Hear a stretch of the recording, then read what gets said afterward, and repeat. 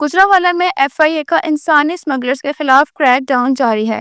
F آئی اے نے انسانی smuggling اور ویزا فراڈ میں ملوث 4 ملزمان کو گرفتار کر لیا۔ ملزمان مہران جاوید، سلیمان ریاض، عمران اور فرقان شاہ کو گجرات، فیصل آباد اور سیالکوٹ کے مختلف علاقوں سے گرفتار کیا گیا، جن پر شہریوں کو بیرون ملک ملازمت کا جھانسا دے کر لاکھوں روپے ہتھیانے کے الزامات ہیں۔ ملزم مہران جاوید نے شہری کو فرانس بھجوانے کے نام پر 10 لاکھ روپے ہتھیائے تھے۔ ملزم سلیمان ریاض نے شہری کو اٹلی بھجوانے کے نام پر 6 لاکھ روپے وصول کیے۔ ملزم عمران نے شہری کو اٹلی بھجوانے کے نام پر 14,50,000 روپے بٹورے تھے۔ ملزم فرقان شاہ بھی شہری کو اٹلی بھجوانے کے نام پر 15,50,000 روپے بٹورنے کا الزام ہے۔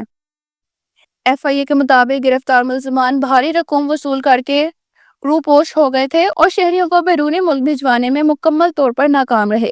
وفاقی تحقیقاتی ادارے نے ملزمان کو گرفتار کر کے تفتیش کا آغاز کر دیا۔ کیسر ندیم ساکی، 89 نیوز، گجرانوالہ۔